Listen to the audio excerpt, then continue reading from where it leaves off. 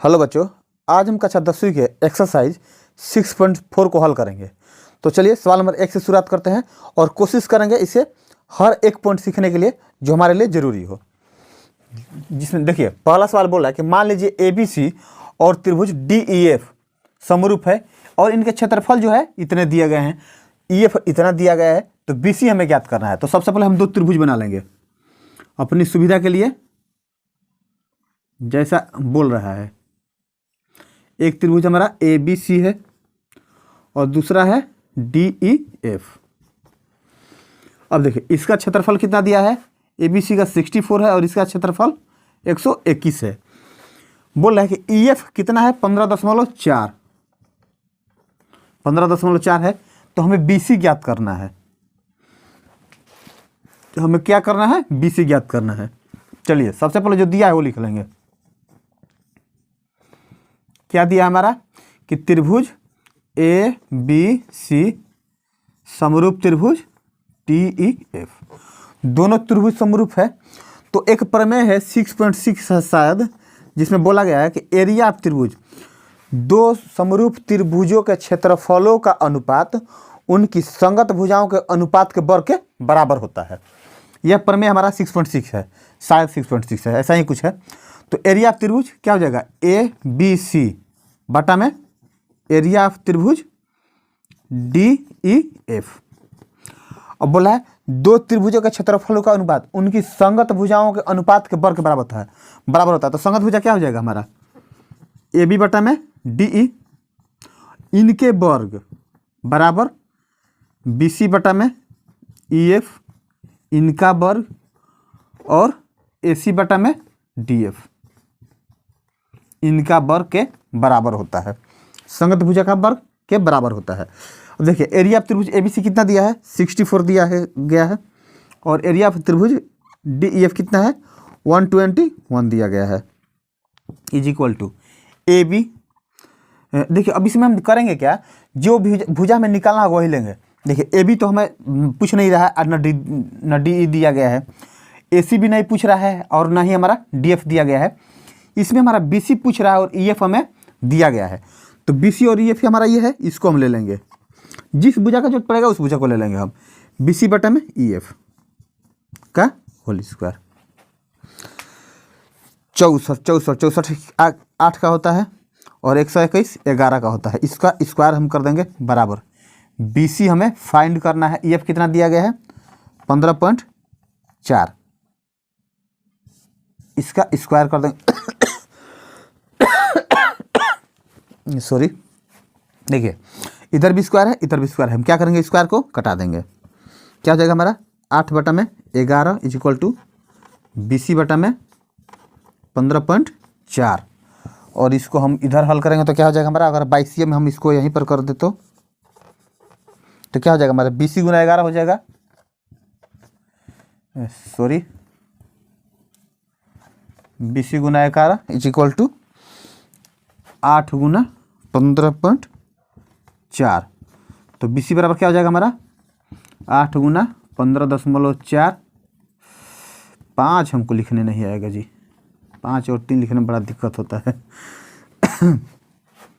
11, 5 और 3 हम सही लिख नहीं पाते हैं। देखिए BC हमारा कितना आ गया, 8 गुना 15.4 पर दिया गया है। ये हमारा गुना इधर आएगा तो क्या होगा, भागा हो जाएगा। अब BC बराबर देखिए कटाते हैं, कट रहा है कि नहीं देखते हैं, ट्राई करते हैं। 15 का में 15, 4 5 44 कट जाएगा। 15 का में 15, 4 5 44, मतलब 1.4। तो 8 गुना 1.4, BC बराबर क्या हो जाएगा हमारा, और चौका 32 की 2 हाथ में 3, 8 3 11, 0.1 अंक है, 1 अंक बाद दे देंगे। सेंटीमीटर स्क्वायर में दिया गया है तो सेंटीमीटर इसका यूनिट दे देंगे हम, और यही हमारा क्या होगा, आंसर हो जाएगा। सवाल बहुत ही आसान था। उम्मीद है कि सवाल आपको बहुत बढ़िया से समझ में आया होगा। तो चलिए आप इसको नोट कर लें। अब हम सवाल नंबर 2 को हल करेंगे, जिसमें बोल रहा है कि एक समलंब ABCD है जिसमें AB समानांतर DC है। चलिए हम क्या करेंगे, सबसे पहले 2 रेखा ले लेंगे, एक AB और दूसरा क्या करेंगे हम, CD ले लेंगे, CD। और ये कैसा है, समलंब चतुर्भुज है, तो हम क्या करेंगे, इसको मिला लेंगे। समलंब का हमारा आकृति ऐसा ही होता है। अब बोला के विकर्ण परस्पर बिंदु ओ पर प्रतिच्छेद करते हैं, मतलब दोनों विकर्ण एक दूसरे को इंटरसेक्ट किस पे करते हैं, बिंदु ओ पर, बिंदु ओ पर एक दूसरे को इंटरसेक्ट करते हैं। बोला यदि ए बी बराबर 2CD, बोला इसका जो लंबाई है इसके दुगुना है, तो त्रिभुज ए ओ बी और COD के क्षेत्रफलों का अनुपात ज्ञात करें। हमें दोनों त्रिभुज के क्षेत्रफल का अनुपात निकालना है, तो सबसे पहले क्या करेंगे, हम दोनों त्रिभुज को समरूप सिद्ध करेंगे, तब ना क्षेत्रफल का अनुपात निकाल पाएंगे। क्योंकि प्रमेय में क्या बोला है कि यदि दोनों त्रिभुज समरूप हो तो उनके क्षेत्रफलों का अनुपात उनके संगत भुजाओं के अनुपात के वर्ग के बराबर होता है। तो सबसे पहले हम दोनों त्रिभुज के क्षेत्रफल को निकालने की कोशिश करेंगे। चलिए देखिए, इसमें पहले सबसे समरूप सिद्ध करने के लिए हम क्या करेंगे, देखिए इसमें हमारा AB और CD समानांतर दिया गया है, तो हमें पता है कि दो समानांतर रेखाओं को काटने वाली तिर्यक रेखा के एकांतर कोण बराबर होते हैं। तो अगर मान लें हम CB को अगर हम तिर्यक रेखा मान लें, तो ये कोण और ये कोण हमारा बराबर होगा, क्योंकि दोनों क्या होगा, एकांतर कोण होगा। और पुनः अगर हम AD को मान लें तो हमारा ये कोण और ये कोण क्या होगा, बराबर होगा, क्योंकि ये भी क्या है, एकांतर कोण है। रेखा चाहे इधर से दोनों समानांतर रेखा को ये काटे, तिर्यक रेखा, या दो समानांतर रेखा, सॉरी लाइट चली गई यार,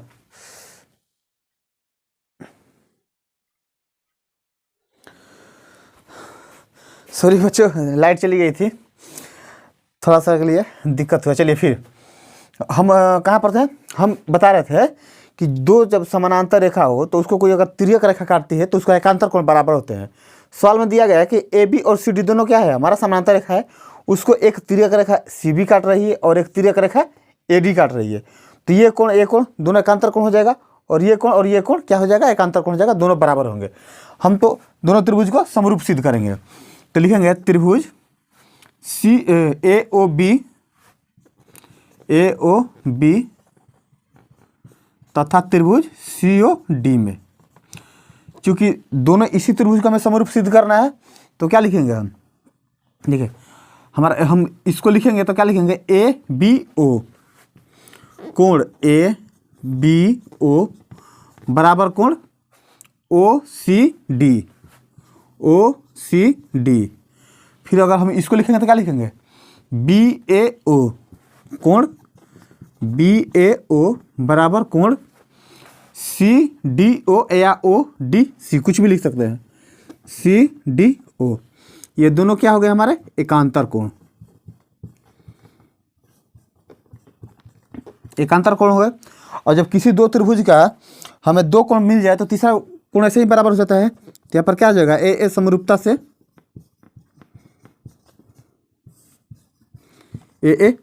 से त्रिभुज AOB समरूप त्रिभुज COD, दोनों त्रिभुज तो हमारा समरूप सिद्ध हो गया।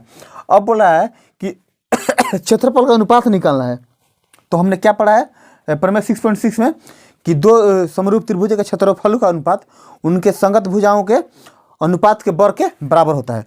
तो दोनों का हम एरिया लिखेंगे, एरिया ऑफ त्रिभुज AOB बटा में एरिया ऑफ त्रिभुज COD, इसके संगत भुजा क्या हो जाएंगे, AO बटा CO का होल स्क्वायर बराबर OB बटा में OD का होल स्क्वायर बराबर AB बटा में CD का होल स्क्वायर। ये हो जाएगा हमारा एरिया ऑफ त्रिभुज AOB बाटा में एरिया ऑफ त्रिभुज COD बराबर। अब इसमें देखिए हमें क्या दिया गया है, कौन सी भुजा का हम अनुपात निकालें। देखिए इसमें AB बराबर 2CD दिया गया है, मतलब हमें ये भुजा लेना पड़ेगा।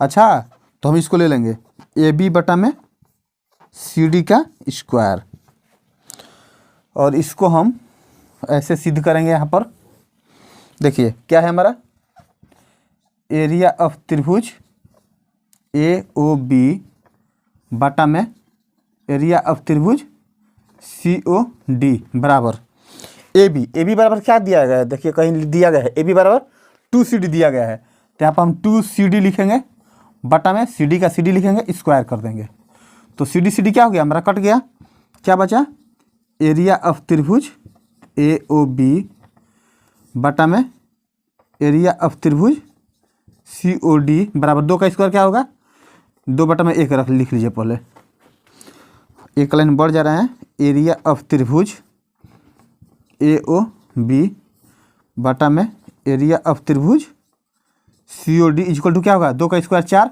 1 का स्क्वायर 1, मतलब हमारा क्या होगा, 4:1 होगा, यही क्या होगा हमारा 4:1 आंसर हो जाएगा। तो उम्मीद है कि सवाल आपको समझ में आया होगा, तो चलिए आप इसको अपने कॉपी पर नोट कर लें। अब हम सवाल नंबर 3 को हल करेंगे, जिसमें बोल रहा है कि ये एक हमें समलंब चतुर्भुज दिया गया है और इसमें 2 त्रिभुज बन रहे हैं, जैसे ABC और DBC 2 त्रिभुज बन रहे हैं। AD और BC को O पर, देखिए AD विकर्ण है, BC विकर्ण है, O पर इंटरसेक्ट कर रहा है, तो दर्शाएं कि एरिया ऑफ त्रिभुज ABC और एरिया ऑफ त्रिभुज DBC बराबर AO बटा DO, हमें यही सिद्ध करना है। तो देखिए सबसे पहले इसको क्या करेंगे, हम इसमें एक रचना करेंगे। अच्छा एक काम करें, चलिए हम यहाँ से एक लंब डाल दे रहे हैं, यहाँ पर M लिख दे रहे हैं और यहाँ से एक हम लंब इस पर डाल दे रहे हैं, इसका नाम हम N दे दे रहे हैं। अब जब लंब डाले हैं तो हमारा 90 डिग्री का कोण बनेगा, हमने 90 डिग्री का कोण बना लिया। अब देखिए हमारे पास 2 त्रिभुज हो गया, एक AMO और एक DNO। तो चलिए सबसे पहले हम क्या लिखेंगे, यहाँ पर रचना लिखेंगे, जो रचना हमने किया है अपने से। रचना में क्या लिखेंगे कि AM लंब डाला BC पर तथा DN लंब डाला BC पर हमने दोनों लंब डाला है, AM और DN। अब इसके बाद हम क्या करेंगे कि दोनों त्रिभुज का क्षेत्रफल निकालेंगे, ABC और DBC। तो यहाँ पर लिखेंगे एरिया ऑफ त्रिभुज ABC बटा में एरिया ऑफ त्रिभुज DBC बराबर। अब देखिए त्रिभुज के क्षेत्रफल का सूत्र क्या होता है, 1/2 गुने आधार गुने शीर्ष लंब। तो लिखेंगे यहाँ पर 1/2 गुने ABC का आधार क्या है हमारा BC है, तो BC लिख लेंगे, गुने लंब क्या है हमारा AM है, तो हम AM लिख लेंगे, डिवाइडेड बाई क्या होगा हमारा 1/2 इंटू इसका भी DBC का भी आधार क्या है हमारा BC है, गुना लंब क्या हमारा DN है। अब देखिए ध्यान से 1/2 कट गया, BC हमारा कट गया, तो क्या हो जाएगा एरिया ऑफ त्रिभुज ABC बटा में एरिया ऑफ त्रिभुज DBC बराबर AM बटा में DN। यहाँ तक तो हो गया। अब देखिए हमें क्या लाना है, AO बटा DO लाना है। तो हम क्या करेंगे, सबसे पहले देखिए AMO और DNO दोनों त्रिभुज को समरूप सिद्ध करने की कोशिश करेंगे, और समरूप सिद्ध करने के लिए कम से कम 2 कोण बराबर होना चाहिए, या 2 भुजा 1 कोण बराबर होना चाहिए। तो देखिए यहाँ पर भी 90 डिग्री का कोण बन रहा है, यहाँ पर भी 90 डिग्री का कोण बन रहा है, एक कोण हमें मिल गया।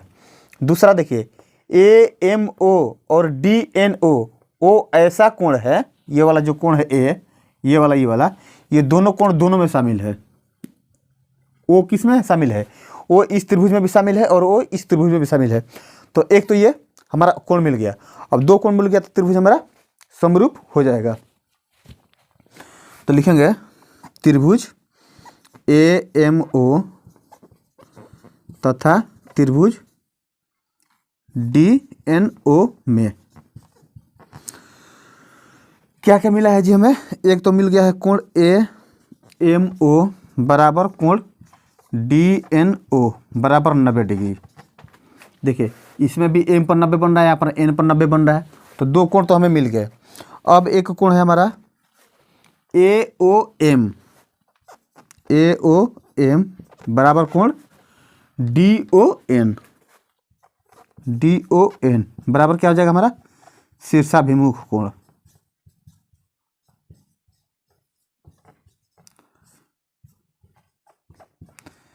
शीर्षाभिमुख कोण। अब जब दो कोण हमारा बराबर हो गया तो ए समरूपता से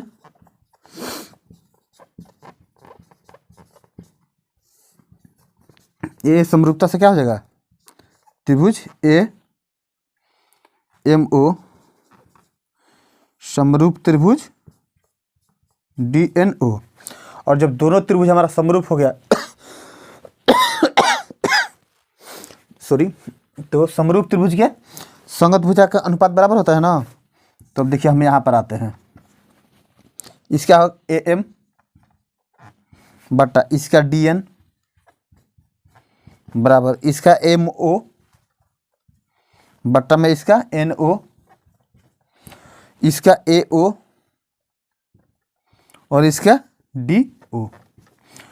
क्यों? समरूप त्रिभुज के संगत भुजा, समरूप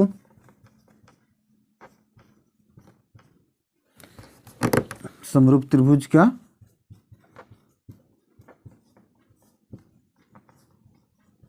संगत भुजा। हमें सिद्ध क्या करना है जी, इतना ना। अतः इसको हम AM बटा में DN बराबर AO बटा में DO लिख सकते हैं, क्योंकि MO बटा NO का हमें कहीं ज़रूरत ही नहीं है, तो इसको हम छोड़ दे रहे हैं। अब देखिए एक चीज़ में AM बटा DN के बदले में हम क्या लिख सकते हैं, तो आइए देखिए यहाँ पर AM बटा DN के बदले में हम एरिया ऑफ त्रिभुज ABC बटा में एरिया ऑफ त्रिभुज DBC लिख सकते हैं। हम इसके बदले में इसको लिखें या इसके बदले में इसको लिखें, कि दोनों इक्वल है, तो इसको हम चाहें तो आप समीकरण 1 दे दें या ना दें, कोई फर्क नहीं पड़ता। तो जब 1 दे रहे हैं तो लीजिए यहाँ पर लिख दीजिए समीकरण 1 से, समीकरण 1 से। तो समीकरण 1 से क्या हो जाएगा हमारा AM बटा DN के बदले में हम क्या लिखेंगे, एरिया ऑफ त्रिभुज ABC बटा में एरिया ऑफ त्रिभुज DBC। बाकी का ये हमारा AO बटा DO ऐसे ही हम कॉपी कर देंगे, और हमें यही सिद्ध करना था, तो हमारा प्रूव्ड हो गया। आई होप कि आपको समझ में आया होगा। अच्छा, हमने क्या किया, यहाँ से यहाँ पर पहले एक लंब डाला AM, यहाँ से DN इस पर लंब डाला। लंब डालने के बाद क्या किया कि सबसे पहले तो हमने दोनों त्रिभुज ABC और DBC का क्षेत्रफल निकाला। इसके बाद AMO और DNO त्रिभुज को समरूप सिद्ध किया। समरूप सिद्ध करने के बाद समरूप त्रिभुज संगत भुजा हमने निकाला। इसके बाद हमने मान रखा, हमारा सिद्ध हो गया। तो चलिए, हमें उम्मीद है कि यह सवाल आपको समझ में आया होगा। तो चलिए आप इसको कॉपी कर लें।